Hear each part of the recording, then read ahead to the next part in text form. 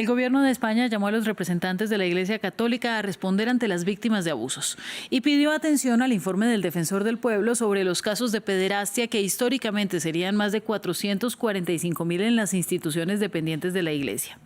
Este reporte publicado la semana pasada pone de nuevo al catolicismo en una situación de vergüenza y criminalidad.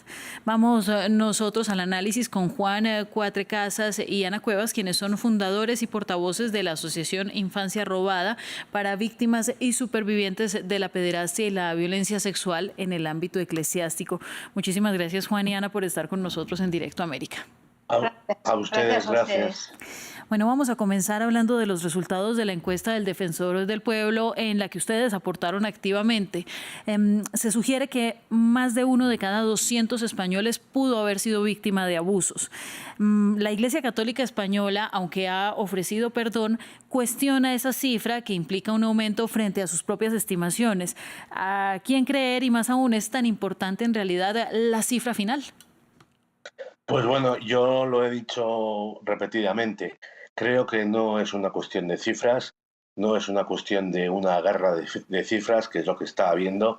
Creo que más allá de que sean 10, 1000, 3000 o 1 millón, lo que la Iglesia, como madre que es, tiene que hacer es ocuparse de sus víctimas, sin tener en cuenta el número. Aunque fuesen 100, la Iglesia debería también implementar medidas de apoyo a sus víctimas, porque estamos hablando de algo tan grave como niños y niñas que han sido violentados, han sido abusados en pleno proceso de forja de sus personalidades, con lo que ello conlleva de gravedad, y dejando al margen el número, lo que hay que hacer es implementar medidas de calidad en aras del reconocimiento, la reparación y el acompañamiento de estas víctimas.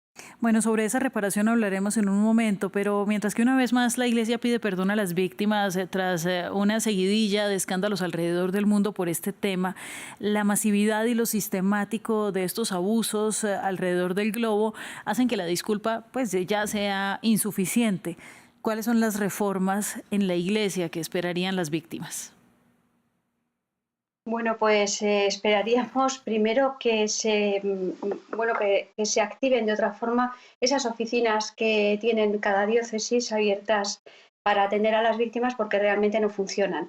Queremos que haya un acompañamiento de verdad a las víctimas, que se interesen por las necesidades que tienen y que se pongan medidas para resolver la problemática que tienen las víctimas, porque esto no es una herida que se cura y ya está. Esto es algo, el trauma les va a acompañar a las víctimas a lo largo de toda su vida. Entonces necesitan desde atención psicológica a otra serie de medidas importantes. Bueno, ahora tenemos que revisar cómo es la situación de España. Casi el 60% de los ciudadanos se describen como católicos o parte de la Iglesia Católica. ¿Cómo golpea esta noticia a los creyentes una vez más? ¿Va perdiendo la Iglesia Católica credibilidad o es algo que simplemente pasa de largo por las iglesias? Bueno, yo creo que una parte de la Iglesia Católica Española hace tiempo que perdió credibilidad, por desgracia para ellos, y aunque no se quieran dar cuenta, porque ha habido un proceso de encubrimiento. A las víctimas de pederastia en el ámbito eclesiástico no se les ha tratado como debían, con el respeto y la empatía que merecen estas víctimas, y hay una parte de la Iglesia española, y yo creo que la hay, que sí que están en línea con la tolerancia cero del Papa Francisco. Entonces, creo que aunque reciben presiones y bueno, reciben, vamos a decir, el menosprecio de esa parte rigorista, no aperturista, pues la sociedad se va dando cuenta, la sociedad, digamos, cristiana, católica, de que efectivamente estos casos de pederastia deben ser depurados en responsabilidades. A las víctimas hay que tratarlas con afecto, cercanía y empatía, y mientras esto no se produzca, la otra parte, la negacionista, la rigorista, pues seguirá quedando en evidencia, aunque ya digo, ellos parece que viven en una burbuja, en un mundo paralelo, y no se quieren dar cuenta de la realidad. Bueno, hablemos de esta tolerancia cero que usted menciona desde el Vaticano y el Papa Francisco, porque en esta última investigación hay testimonios de 487 personas o víctimas y esto no es poco. En los últimos años, ¿ustedes consideran que ha cambiado algo la Iglesia, dada la ola de abusos revelados en todo el mundo? ¿Cómo ha sido este movimiento en la actitud desde el Vaticano para hacer algo, si cabe la palabra, por las víctimas? Bueno, pues desde la cumbre antipederastia del Vaticano, que se cerró un poco en falso, por lo menos las víctimas que estuvimos ahí presenciamos que había cierta voluntad, pero se quedaba en voluntad. Ha habido motu propios del Papa Francisco y a nivel, digamos, general, por lo menos en Europa, sí que ha habido países en donde las conferencias episcopales han hecho un buen trabajo. Todavía incompleto, pero va en buena línea, como puede ser Alemania, como puede ser Francia, incluso Irlanda. España, por desgracia, junto con Italia, son países que siguen teniendo una mayoría de prelados negacionistas, en donde denunciar un caso de este tipo viene a ser una prueba casi de heroicidad, lo cual quiere decir que todavía queda mucho trabajo por hacer, por cuanto denunciar un delito no sería tomar en consideración como héroe o heroína al que lo denuncia. Pero se están abriendo puertas, se está abriendo puertas, por ejemplo, en obispados en España como Bilbao, Madrid, Barcelona, en donde los obispos Segura, Cobo o Mella, pues sí que están demostrando cierta cercanía con las víctimas y ciertas ganas de hacer una labor de, ya digo, de reconocimiento, reparación y acompañamiento, pese a que, son personas que están recibiendo presiones y eso me consta para que no hagan un trabajo efectivo en este sentido. Bueno, Ana, quisiera preguntarle a usted qué opina o qué nos puede decir acerca de la gran contradicción que genera en las víctimas y en los creyentes en general ver estas denuncias masivas de abusos sexuales contra creyentes, contra niños principalmente, versus una iglesia que predica unos principios claros, históricos, de la Trinidad, de la paz, de la luz en el mundo. ¿Cómo se presentan estas dos ideas en la cabeza de una víctima? Pues es que nos estamos encontrando con que la mayoría de las víctimas pertenecen a familias católicas y yo sé que muchas víctimas, si se les hubiese tratado con el respeto, con el acompañamiento debido, probablemente no se hubiesen alejado de la Iglesia.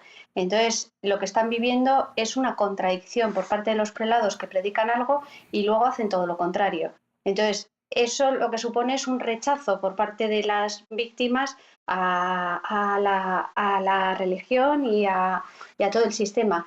Y eso es un poco lo que desde la misma Iglesia deberían evitar. Creo que cogiendo al toro por los cuernos, intentando resolver la problemática que evidentemente no solamente está en la Iglesia, sino que también está en otras instituciones, pero vamos a empezar por lo que estamos tratando ahora mismo, por lo que se está tratando en el Congreso de los Diputados y en el Defensor del Pueblo, y hacer frente. Eso creo que el coger al toro por los cuernos por parte de la Iglesia lo que haría sería reforzar tanto la situación de las víctimas como la situación de la propia Iglesia en España.